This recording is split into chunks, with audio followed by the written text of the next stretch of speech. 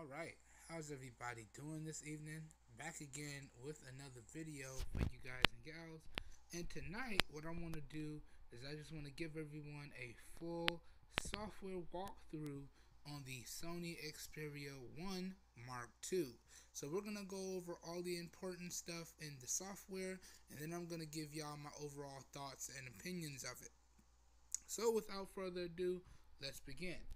So the first thing I want to point out is that Sony did a great job with adding in their customizations while keeping a stock-like look. So you can see we got all these standard animations. We could swipe up to take us into our app drawer, okay? And this is fully customizable here, so you can sort your apps.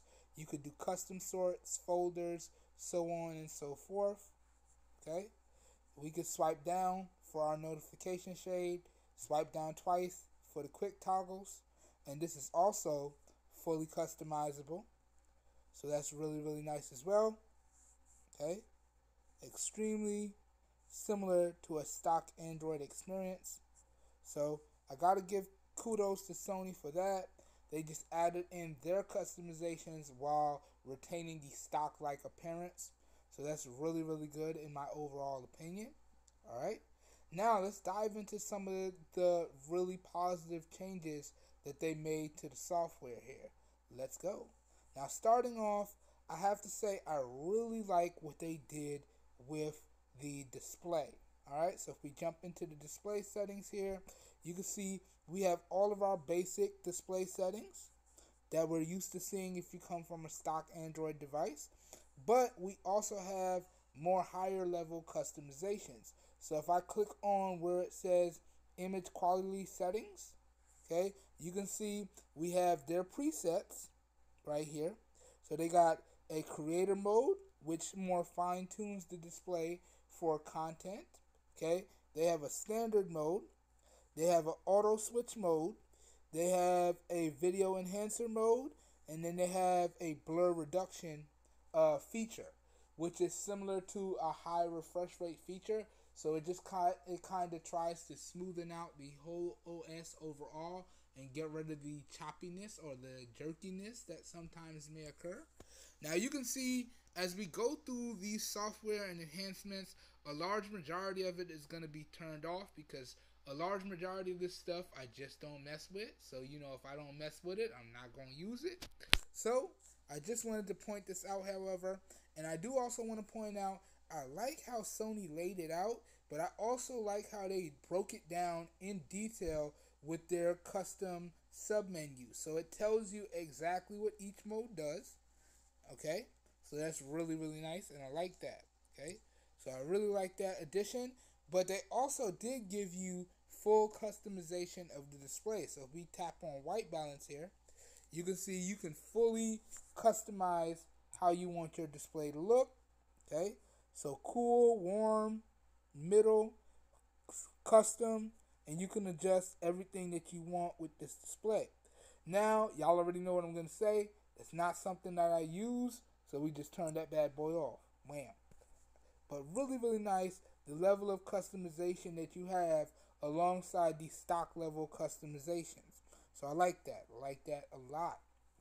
Okay, another thing that I want to point out about the display settings is that we do have a always on display. So if we click on lock screen display, okay, and then here if we click on ambient display, you can see we have a combination of always on display and ambient display. So we do have all of those features. So we can make it always on. We could do a raise to wake. We also have double tap to wake as well. So if you combine this with the launcher like Nova Launcher, which gives you double tap to sleep, and then you'll have double tap to sleep and double tap to wake. So that's really nice. And you could always do raise to wake as well, and you could do a smart activation so the device decides. So I really like that. And along with that always on display, we do have certain levels of customization. So you can see we can add stickers or images. Alright, so we could do that as well. And we can also add custom clocks. Alright, so if we go back, we can always add the custom clocks here. So really, really nice. Very clean, very straightforward, just the right amount of customization in my overall opinion. So really good stuff there. And then along with that, if you unlock developer options, you do have more display controls as well. But that's the first thing that I like that Sony implemented. All of their display controls and all of the baked in stuff for the display, including always on display, which I do like the fact that they changed it to ambient display. So that's really, really nice. Alright, the next I want to talk about with everyone is I want to talk about the devices and certain things that you can do with certain devices. Alright, so jumping into devices here, we can go to connection preferences, and you can see we do have all of these standard connections here. So Bluetooth, Wi-Fi, NFC, USB, and you can control what happens when you plug in certain USB devices to this device. And again, I like how they break it down in full detail, as you can see. So really, really nice. Okay, but along with that, if we swipe down, you can also connect up custom controllers. In this instance, they're talking about their PlayStation DualShock controllers. So PS2, PS3, PS4, any PlayStation remote that supports Bluetooth or wireless connectivity will work with this DualShock connection. But you can also go ahead and connect up third-party wireless controllers, Xbox controllers, you name it. But I really do like this feature as well. And that, along with their custom vibrator motor, which kind of adds more dynamic movement based on what you're watching, I like that as well. Alright, so really good stuff here. Really nice feature overall. Okay, and then jumping back, I also like the fact that they incorporated both versions of screencasting.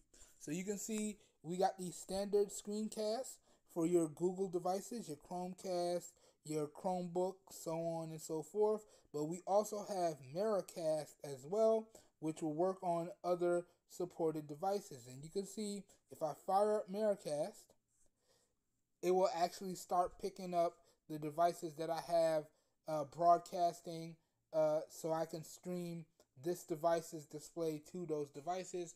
And I did test this, and it works out almost perfectly. There's a little bit of connection delay sometimes, but it doesn't take away from the overall experience. So I do like the fact that Sony combined the regular screencasting along with the Miracast. Alright, so you get the best of both worlds there. Alright, so I really do enjoy that as well. Really good addition there, Sony. Great job. Alright, now jumping back out, let's talk about one of my absolute favorite things that Sony added, and that is in the battery. Okay, so if we jump into battery here, you can see we have a fairly stock battery experience. Okay, let you know how long it's been off the charger, let you know your screen on time. We do have adaptive battery as well, and we do have battery percentage. And if you tap here on the three-dot hamburger menu, we do have the traditional battery usage as well. So that is really, really nice. But one of the features that I like that Sony added alongside the traditional adaptive battery is now they have battery care. And one of the things that I like about battery care is that once you turn it on, it intelligently decides when you need the fastest charging. So the device will learn your charging behavior over time, and it will adjust to increase the overall battery longevity. And that is really important in my opinion, especially when you're talking about devices with non-removable batteries. So really, really good feature here. And again, I like how they break it down and they explain everything. Really nice touch, Sony. So you can set it on automatic or you can do custom. So it's really, really nice. And this works alongside adaptive battery. And I gotta say, in my 2 or 3 days of usage so far, it's actually getting me some really good battery here. Let me just show y'all real quick. Now I'm still within my 4 to 5 drains and recharges. But let me just show y'all real quick. If we jump into AccuBattery here and we go to battery history, decent battery life so far. And you see I'm on track to get another decent running here. So not bad. And I would equate this to the combination of the battery care and the adaptive battery. Alright? Really good stuff. And y'all would think that with having this on, it will kind of affect the performance. No, the performance is still super duper smooth. So I really do like that. And in my opinion, I feel like Google needs to implement something on their device as well. That will probably help more with the overall battery life. So I kind of really like that feature. And then another thing that I like that Sony has added to the battery is they have the battery stamina mode, which is kind of like ultra power saver if you're coming from a Samsung device. But it is really, really good in my opinion. Now, I don't believe in hindering my device's performance whatsoever. So y'all can see I do have it turned off. That's not something that I use, but it is there for you guys and gals that like to use that sort of thing. So really, really nice. And yeah, man. Yeah. Alright.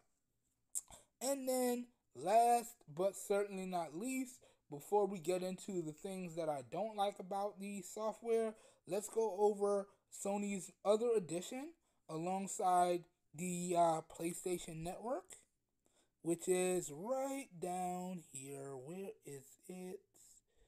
Where is it? I just saw it earlier. Right there, the PlayStation application. That's something I don't use because I don't have a PlayStation. But that is supposed to work hand in hand with their game enhancer. But that also the game enhancer also works with any games from the App Store. So really, really good stuff there. And talking about the game enhancer, you have a bunch of different things that you can do. So if we go into the settings here, you can see you can control the floating bar, which gives you access to video recording, screenshots, controlling the sound, controlling your notifications, so on and so forth. Really good stuff there. You can control the recording resolutions, the storage locations, and the permissions overall. So that's really good. And then if you dive into a game here and we hit the semicolon, okay, we have some more controls here. So if we hit the settings from here, you can see we can change it in the game enhancer. We can change the device performance profile to get the absolute best performance out of the device. So we have performance mode, which optimizes it. Take all the handicaps off and push it to the max. That's more of a drain on battery. Then we have balance mode, and then we have preserve battery life mode. All right, and in my opinion, I just left this on what it came on out of the box, which is balance mode, and the gaming experience on this device is perfect, man. Sony did a great job.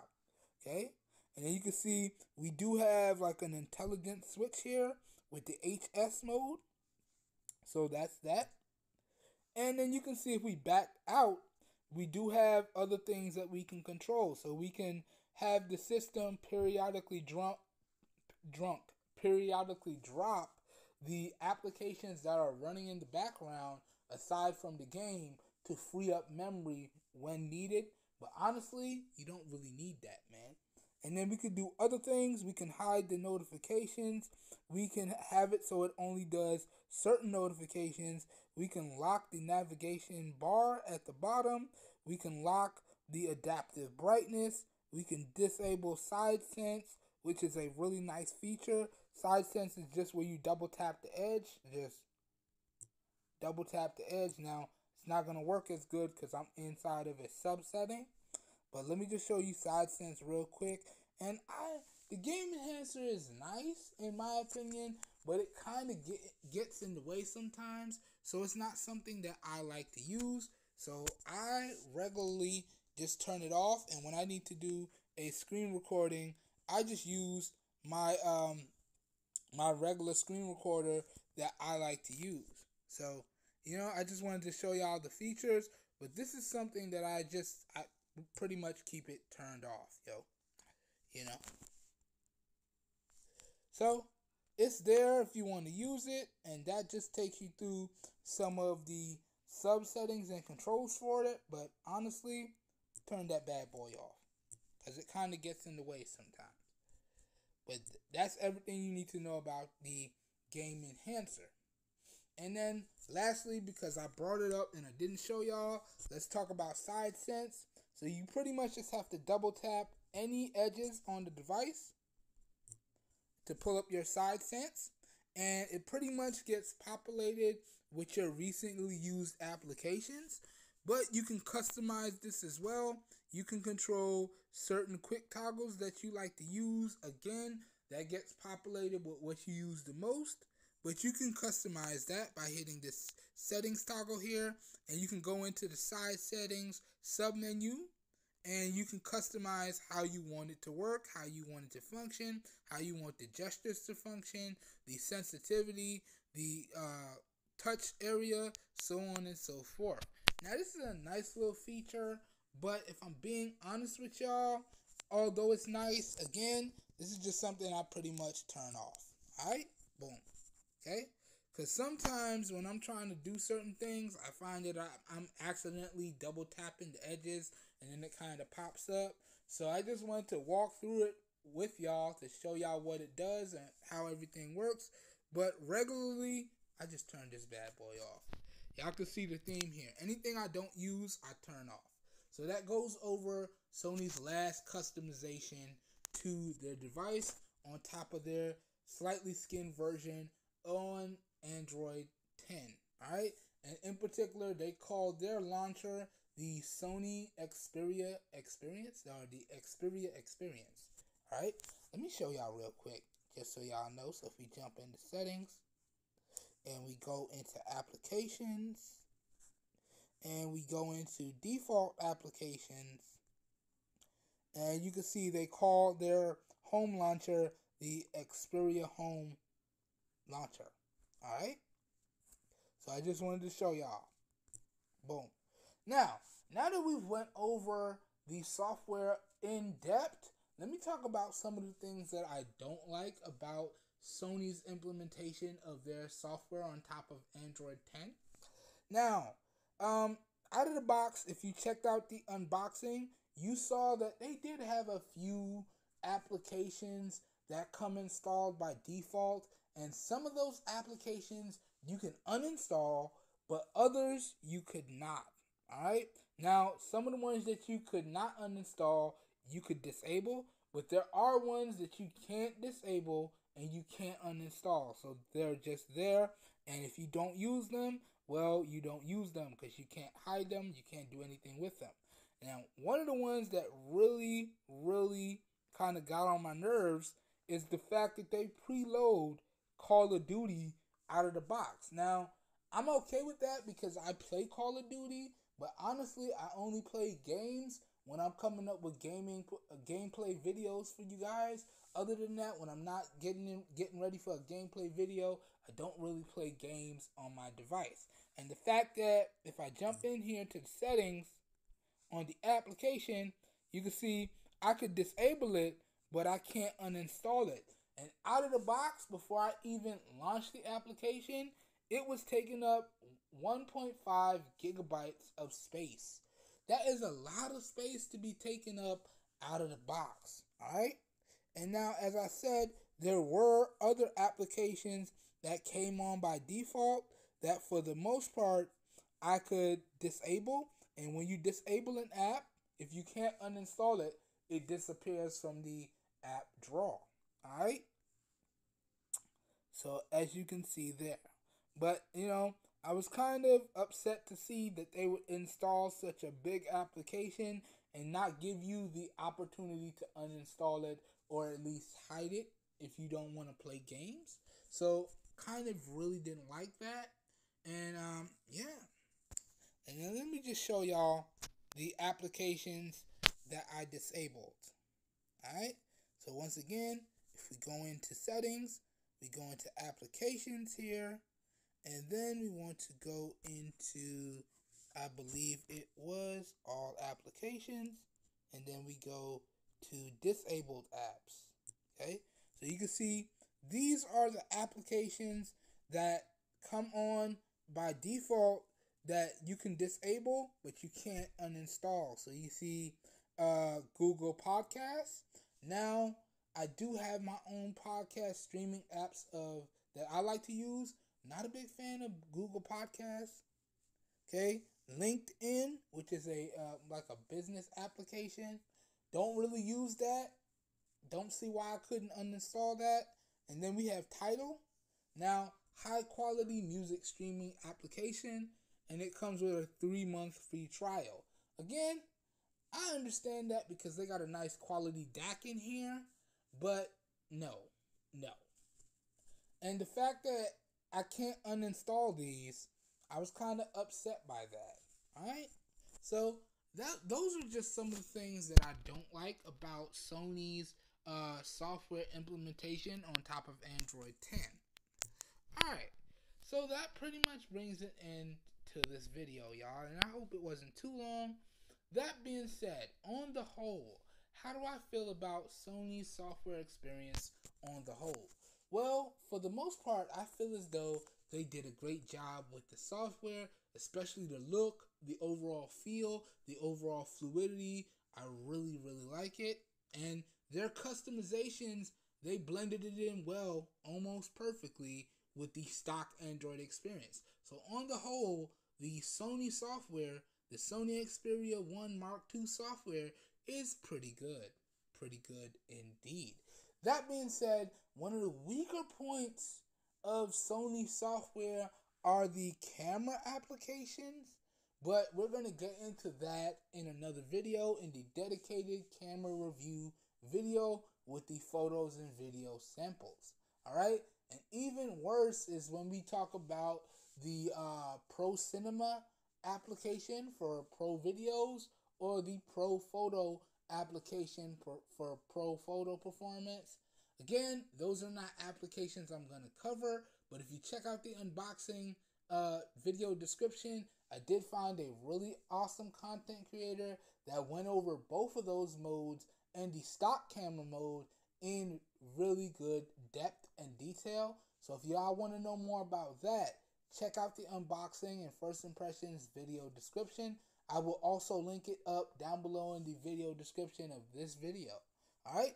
But that's another weak point of Sony software, their camera experiences, and some of the features that they offer or lack thereof.